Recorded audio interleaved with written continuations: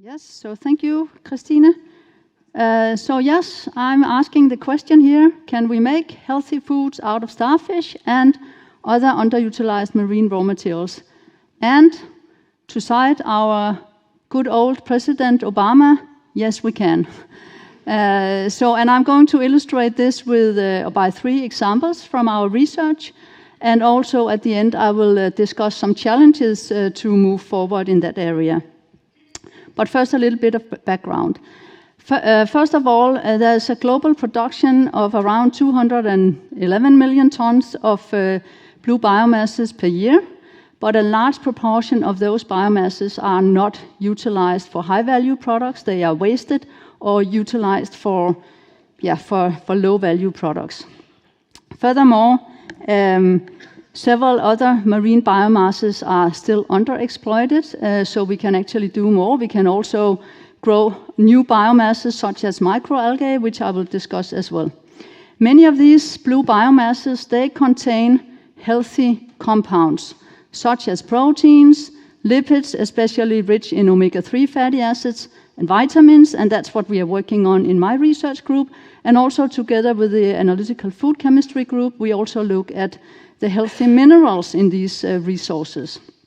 So the first example that I will discuss is starfish powder, or the omega-3 oils from starfish powder. And in this case, we are actually dealing with 2 challenges, or we are trying to address 2 challenges. The first challenge is that we need more sources for omega-3 fatty acids. A lot of us eat maybe fish oil pills or whatever, but we actually short of resources. So we need new resources for that. Secondly, starfish is a predator and an invasive species that is actually a problem for the mussel industry. So if we can use this resource, we will also benefit the mussel industry.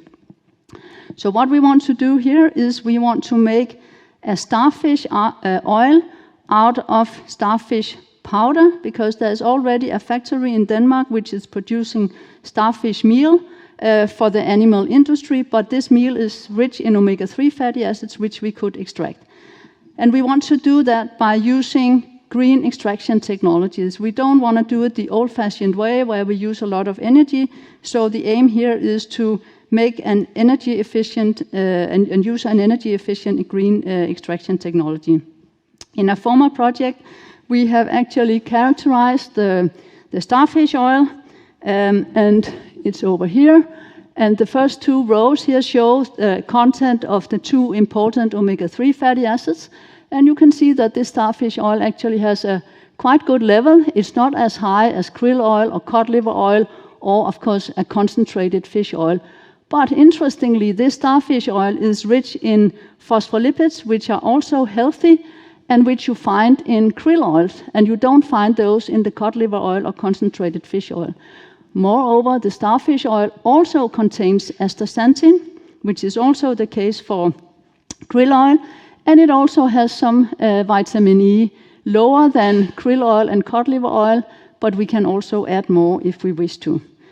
So in our new project, we are working on this extraction together with 2 companies in order to make an oil like this. And you can hear more about that at our stand. You can discuss with Adana and Dorit, who will talk about these things at the stand.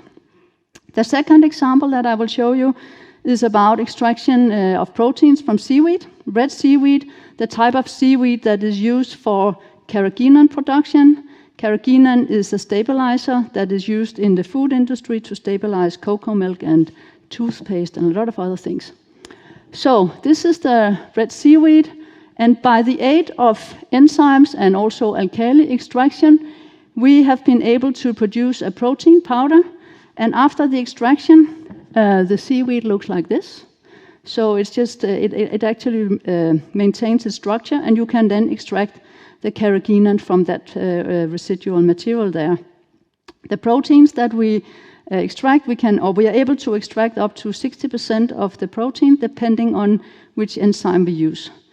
And this protein is rich in branched chain amino acids, which are very important for if you do fitness. So you need these kind of amino acids to build muscle.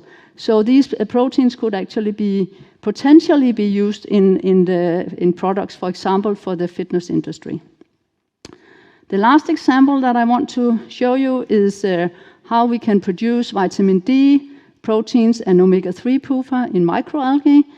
We have screened a range of different microalgae strains for their ability to produce vitamin D3 when exposed to UVB.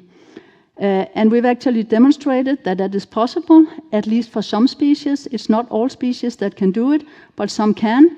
And particularly, I want to mention this Nannochloropsis oceanica, which is able to produce around 290 nanogram per gram of dry matter, and it also produces high levels of omega-3 fatty acids. And we are working more on that species, and you can see that also at our stand later today. So these were three examples.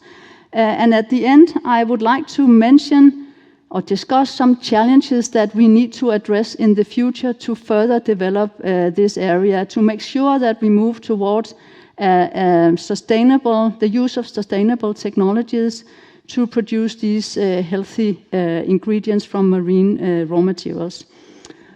So one challenge is that the productivity from microalgae is still too low. We need to improve it, and we're working on that currently.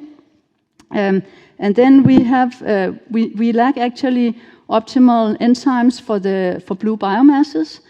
There's a use currently of non-sustainable processing technologies, so we need to combine green extraction technologies also with enzymatic technologies. We have a problem, at least for some biomasses, with the odor. You probably all have experienced that if you work with marine biomasses. So there is actually a lack of efficient odor and flavor removal technologies. So we need to develop that for some of these biomasses. And then also there is a poor understanding of the techno-economic feasibility and environmental benefits of using new extraction technologies for marine biomasses. So we need to address these technologies. Challenges. We are already doing that, but we are also seeking more grants and more collaborations to be able to do that in the future. And finally, I would like to acknowledge some of the researchers and companies and grant funding bodies that have contributed to the examples that I showed you here today. So, but I will leave the slide here with challenges. So, thank you for your attention.